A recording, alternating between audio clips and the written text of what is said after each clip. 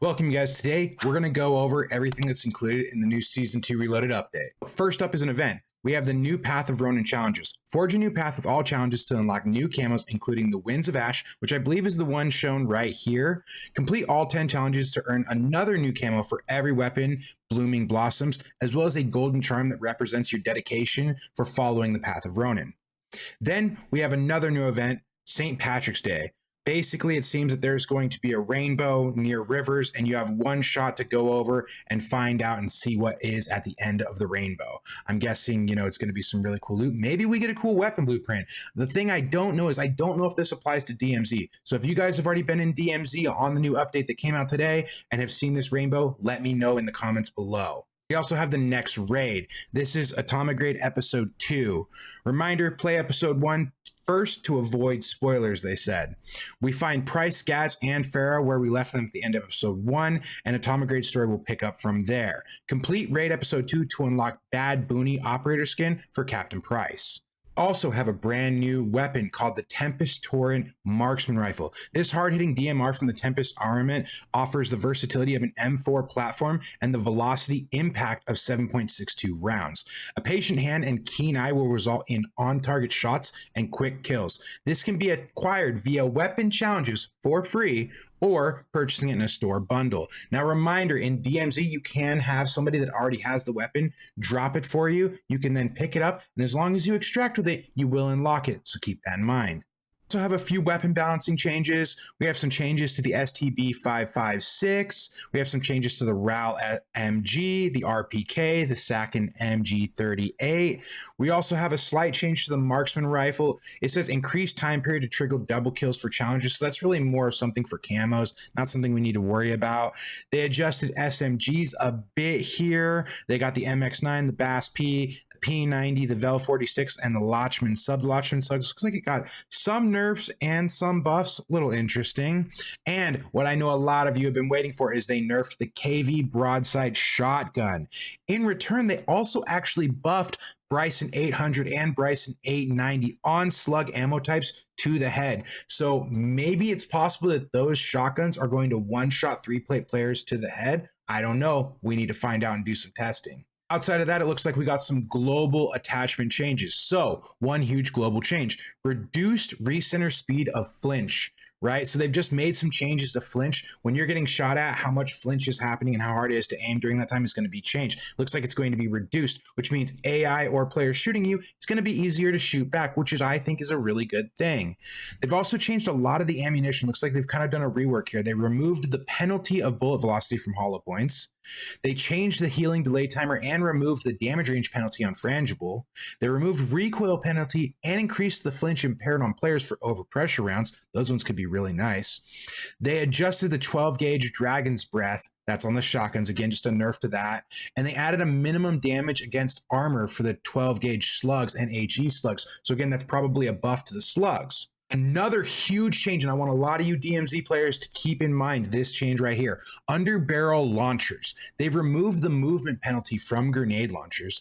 They've added recoil control bonus. That means it's going to help your recoil to the under barrel for grenade and shotgun launchers. And they added one extra ammunition stock to grenade launchers. So those under barrels that have grenade launchers or shotgun attachments, normally a lot of people didn't tend to use them because they do slow you down and they didn't give you that needed recoil benefit that you needed. So the pros versus the cons were really hard to weigh, but that might be different now, and these might become meta, so keep that in mind. They also reduced flinch received on no stock modifications, so no stock's got a buff.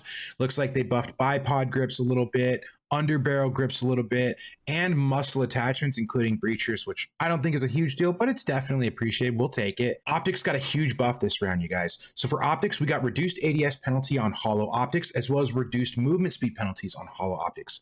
Also, we got reduced ADS and movement penalties from all thermal, hybrid, and variable zoom optics, and also reduced ADS penalty on shotgun scopes. That means that when we choose to instead not use red dot sights and use all these higher zoom optics, they're going to be a lot better than they were in the past. So we should see some great changes to our weapon loadouts now.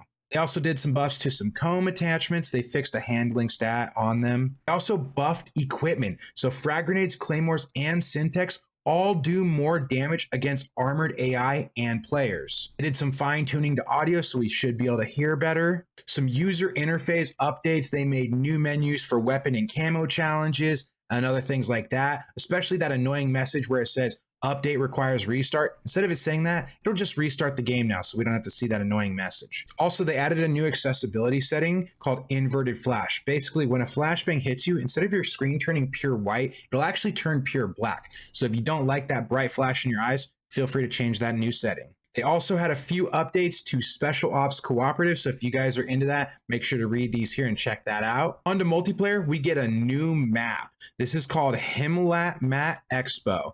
I think it looks really cool, but I haven't played it yet. Let me know down below if you guys like it. On top of the new map, we got new modes. We have Drop Zone, One in the Chamber, All or Nothing. I'm always down for new multiplayer modes to spice things up and have a little bit of fun, so that's a cool one to me. For those of you that are really sweaty and into ranked play, they added some major changes here. The primary two being that weapon tuning, all of it has been disabled in ranked play. So make sure to check your loadouts and see if anything looks a little weird now. That's pretty crazy. They have also disabled the Cast-Off 7.62 assault rifle. I guess it was becoming a little too meta. So they're really honing down on the amount of things that you can and use in ranked play. Let me know down below if you guys think that's a pro or con. I'm not really sure. For Warzone 2, they've gotten a ton of updates. We've gotten a lot of quality of life updates, kill streak availability. The existing airspace is crowded message will now have a trailing 4x seconds attached to it for better context for players. Now, something to keep in mind about these Warzone 2 changes, you guys, a lot of these, while they say Warzone 2, also tend to apply to DMZ. So keep in mind that some of these will and will not apply to DMZ. They also talk about how we have cluster strike and precision airstrike improvements, improved the airstrike danger notification to be more consistent based on each damage location, improved directional tracing to prevent the precision airstrike targeting from sometimes landing behind players. Players will now be notified when calling a cluster strike or precision airstrike if they are too close to the affected zone. That's huge. I don't know about you guys, but when we first started out in DMZ and Warzone, there were some really wonky things with airstrikes especially, so I'm really glad they decided to clean that up. They've also adjusted the give up timer consistency. The give up timer while down is now more consistent across modes and will last 3 seconds. Navigational pings, they've increased the scale of navigational pings on the TAC map and minimap for improved readability. Bigger, I'm not sure if that sounds better, but we'll have to see it in game. Armor break, the text has been removed from armor break notification. I know that was driving a lot of people crazy. Auto looting for armor plates. As armor plates are a critical part of the gameplay loop, players will now automatically pick up armor plates as long as they have available inventory or backpack space. I don't know if this one's going to apply in DMZ. Let me know if it's happened below. They also added spawn protection and resurgence kill feed. For you Battle Royale fans, on Al Mazrah, they have solo, duo, trios, quads. And finally, for Ashika Island Resurgence, they have solo, duo, trios, quads. We also have a new event. We have a new event called Warzone's 3rd Anniversary. In this event, there's going to be a new item to redeem for free in the in-game store. I've brought up those rewards here for you guys and the dates for them. So on March 15th, we get a calling card. On March 19th, we get an emblem. On March 27th, we get a weapon blueprint. That's the big one you don't want to miss. It looks like it's a Lockman AR.